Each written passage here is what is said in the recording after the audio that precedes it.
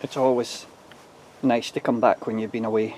And I've been away for 4 days on the west coast in the great Inverhue Garden at the Erythronium festival there.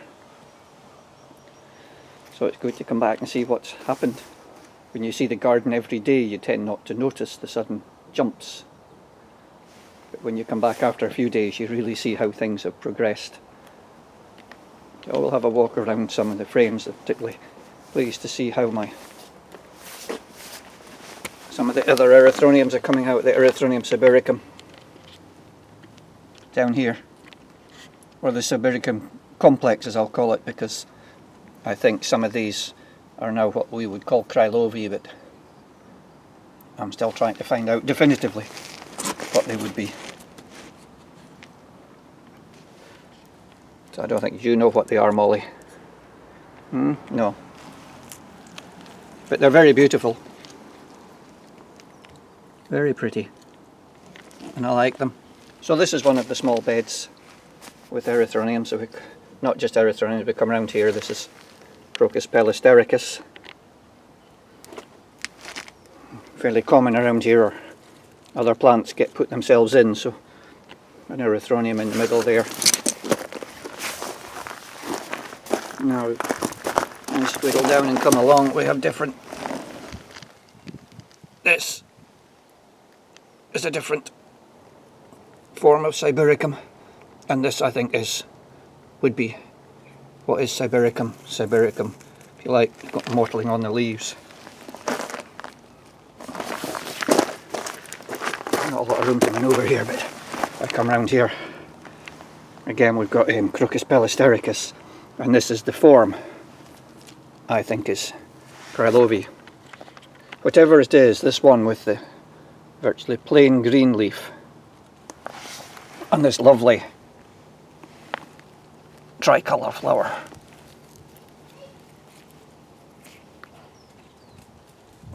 It's really beautiful, and it's one of the best in our garden now. It's flowering around the garden. I'll walk on up and we'll see it elsewhere.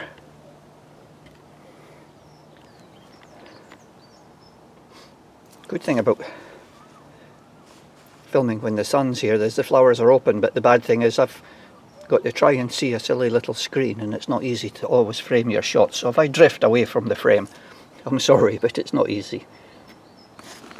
Round here we've got the same group, so we've got Erythronium dens canis.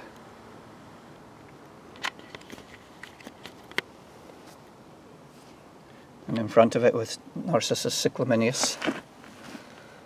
And I just pan around. There's more sitting in the shade at the moment. Here's more of the Sibiricum complex here.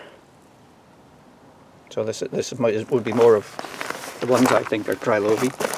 Erythronium hendersoni and grandiflorum just coming out there. So that's those little beds. And there another frame with lots of Erythroniums. Again, not at their full flush yet. They're 2 or 3 weeks behind. Another frame here. A little mixture in this frame. We come along this side, we've got some Corydalis. This is Corydalis Creighton red. These are seedlings. This is actually next to this basket. It's a basket of crocus. And the Corydalis have put themselves in there. Down here we've got seedlings of the Erythronium Sibiricum complex, so sown in 2013. Just flowering. Here's another box, same age, so the first flowers appearing. The rest of them not flowering, but one or two of the best seedlings managing to get up and flower.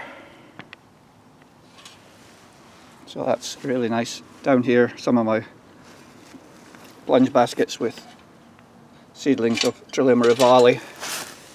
Here we go, look, here's a batch of younger seedlings in this one. and some flowering seedlings there.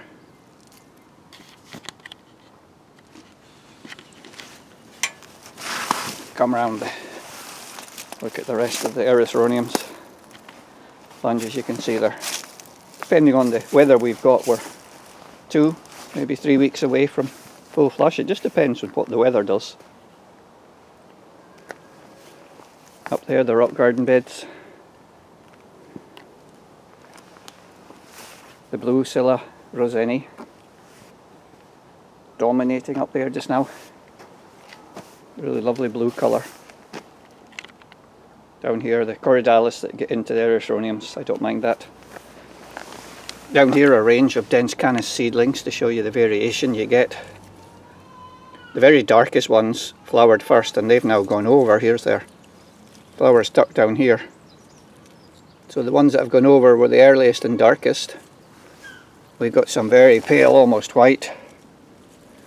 So this is just a mixed group of seedlings, and if you raise from seed, this is what you will get.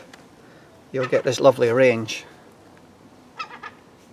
And not only do they vary in colour, but they vary in the time of the flowering.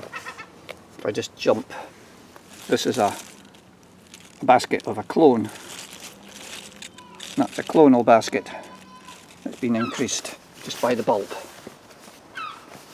Down here, my little Corydalus and Hepatica bed still gives me great pleasure.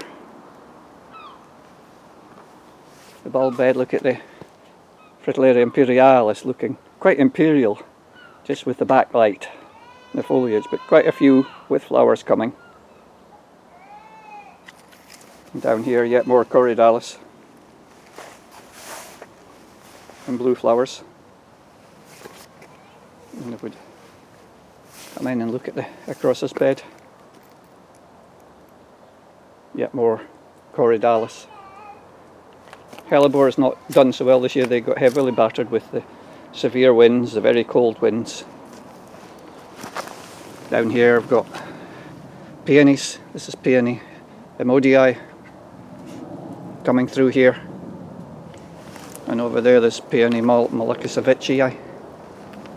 Let's just move round and walk up the garden. I want to head on up to one of the new beds, so I'll just walk around looking at as we pass the rock garden.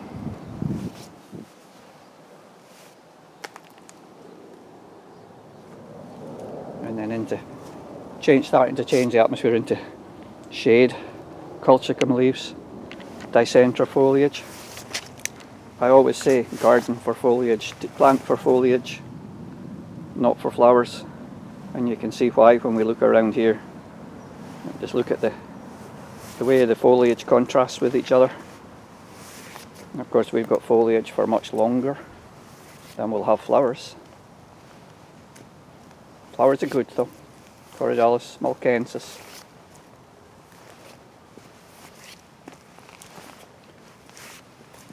Down here, cyclamen and trilliums just starting to come through, not cyclamen, fritillarias and trilliums. Down here the cardamine, more Corydalus. Get the head up through the gate, the pond. And here's my new bed, made last summer and planted up with seedlings. So what have we got in here? I come down here, this,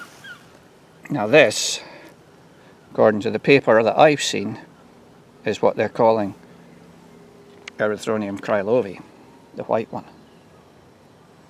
But I've seen plenty images of them growing in mixed populations. And if you look around this bed, I've all sorts here. It's planted out with seedlings and all sorts from around the garden. So we come down here, the Trillium rivalis coming. There's a Trillium hibersoni. And then these are the ones I believe are possibly krylovi. it is possible, as I've got the various parts of the sibiricum complex growing in the garden, it is possible that these different ones will hybridize. And so we could just end up with a hybrid population, which would be good. Here's a nice pink Trillium rivale. All sorts of exciting things appearing in here. Another group of the sibiricum trilobiae type. But look how they come up and flower. Look at these flowers. Isn't that just glorious? And so you can see there's more over there. I've got more there. And all around this bed there's ever more coming. So another little treasures that I've put in here. I can't remember what all I've put in here. So that's why it's exciting when you make a new bed. No labels.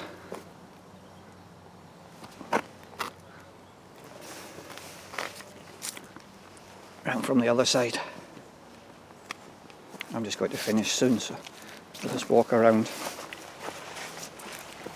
past the tree and we can see the bed from the other side. More Trillium down here. Trillium rivale and Hibersonii side by side. The Scoliopas up there.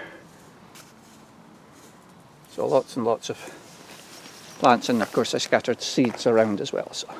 So we'll just finish down the rest of the garden, some of the bigger rhododendrons coming out.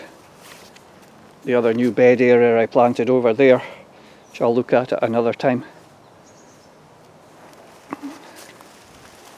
If we just come round to scan back up the garden, some of the areas we've not been, and come around and finish on these rhododendrons. Two great rhododendrons in the garden, so Uvarifolium and Elegantulum beside it. So that's it. That's a wee walk to see what I've got in the garden just now. My walk of this week. Thanks for joining me. Hope you've enjoyed it. Sorry about the shaky hands, but see you next time.